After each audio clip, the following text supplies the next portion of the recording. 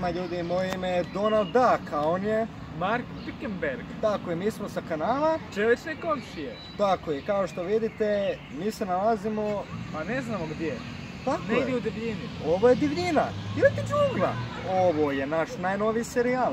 Preživljavanje u divljini. Survival. Tako je, Antarktika, Afrika, Bosna i Hercegovina i Ljubljana. Sve su to destinacije koje ćemo mi obići i zajedno ih preživjeti. Što nam ti možeš reći o ovom serijalu? Pa bit će jako teško preživjeti. Ja ovo područje ne poznajem i ne znam zapravo ni gdje smo. Tako je, civilizacije nema stotinama, ako ne i 1000 kilometara odavdje.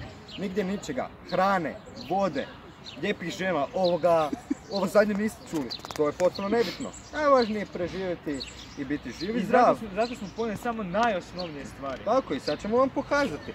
Vidite, ja imam Puma ruksak.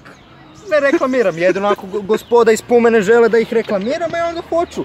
Za nekih 600, ma mogu ja i za 800 eura, nije problem. Evo ga, kao što vidite, tu, evo vidite, imam ovu svoju malu Lacosta torbicu. Inače, koštala oko neke 2-2,5 hiljade evra. Tako ovdje imam ono najosnovnije. Imam novčanik, tako. Imam ovoga slušalice, imam tu USB kabel, imam tu bon od 60 kuna koji neću moći iskoristiti, ali u divljini smo, šta ćemo.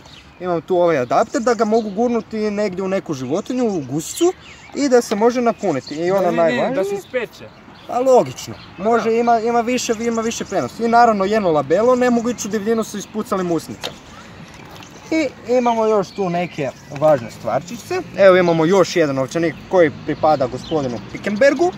Imamo njegov vrlo dobar Samsung Galaxy S10 Plus, najnoviji vodootporni crni HDMI mobitel. Otporan, ne može se razbiti. Vodootporan je na vjetar. Onda imamo tu još dezodorans, to volim malo ja ovako da se špricam divljinu. Ali kako smo u divljini, to ćemo koristiti za privlačenje gnojeva. Tako je. Da, možemo ih namamiti i onda ću ja iz ove svoje Star Wars, nije reklama, a jedino ako se gospoda iz Star Treka hoće javiti, ja ću reklamirati za jedno 200, ma mogu ja za 5000 eura, nije problem, da je zakoljim svojim makazicama. Kada ih ja zakoljim svojim makazicama, uzmemo ljepilo, zalijepimo ih u našu bilježnicu, ako ikada preživimo, i da dobijemo još neku peticu, jel jebi ga, šta smo išli u divljinu, ako nećemo dobivati nikakve ocjene. Inače, mi se sad nalazimo u Zagrebačkoj divljini, ovo je civilizacija, taman, apsolutno ništa, vidite tu drveće, bilje, trave i ono najvažnije, nema ničega. Sada ćemo vas ostaviti na kratko, vidimo se za par minuta, mi idemo naći neku hranu. A ja sam Donald, a on je Mark. I ljudi, vratili smo se. I kao što shvaćate, mi smo u divljini i jedna od najbitnijih stavka u divljini je ta da moramo naći hranu kako bi se prehranili. Ne bi vjerovali. E sad, pošto smo mi biljojedi, mi ne jedemo meso, to nije fino. Mi smo odlučili da ćemo brstiti travu kipande. I sada vidite da ovdje je sve podje maslačka. Evo ga, vidite koliko maslačkova. 7 milijardi. 7 milijardi i 12 maslačkova. Ne može se uopće izbrojati koliko ovdje ima maslačka. Evo ovo je jedan fin, ja ću ga uzeti prije nego što ga matko uze. Molim? Molim? Šta je, ajde bježi nakazu ružna.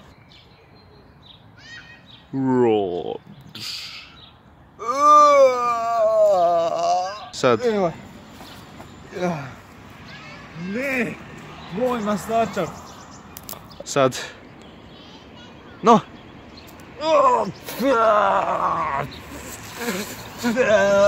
Umirem! Zvuk umiranja! Još maslačka!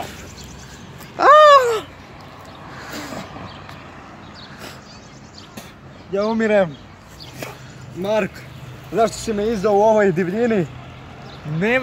Nema zakona u divljini. Kako misliš nema zakona? Ja sam mislio da ovdje Jelena Karleuša može slobodno pjevati. Ali izgleda da to nije tako. Umirem. se riješili one propalice, Donalda Ducka. Sada mogu sam pronaći izlaz iz ove divljine. O ne, Donald je živ! A, moja glava! A, moja glava! A, srce! A, to pašte! A, moja glava! Ne. Oprostit ću ti sve. Ako mi daš komad šunke. Ali ja nemam komad šunke. Teraj se. Ovo nije gotovo. Vidiš ovaj svjetlosni mač. Da. Koji su još isklesali Imam i ja. stari Grci u starome Rimu. Borimo se, dok jednome jaja ne otpadnu ili dok drugi ne umre od starosti. Ha, porezao sam se. Dođi, jel umireš? Da. Sve sam ti oprostio, prijatelju moj. Dođi, ovdje tamo put prema civilizaciji. Ozbiljno. Ne. Dođi, brzo. Tamo su vrata prema civilizaciji.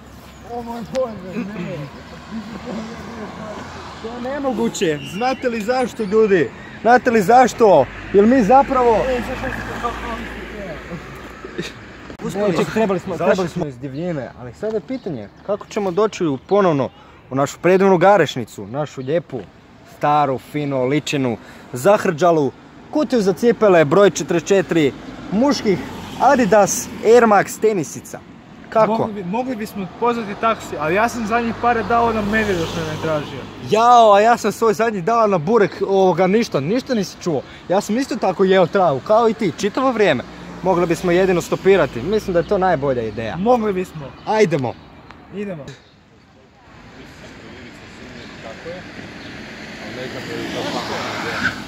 Sanova Force nije nam htio stati.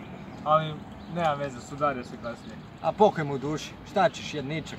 Vjerojatno je vozio Goran Bare pa se zato i sudario. Ali nema veze, mi smo preživjeli zagrebačku divljinu. Vjerojatno sljedeći put ćemo se... Možda dođemo doma čak. Možda, vjerojatno nećemo. Ali vjerojatno ćemo se u sljedećoj epizodi koja će izaći za jedno 2 do 6 godina opet izgubiti i vjerojatno ćemo se zaputiti u Ljubljansku prašumu velikih, glomaznih, crnih tigrova. Ali mi to ne možemo znati zato što ćemo se izgubiti. Tako je, bili su ovo Donald i Mark.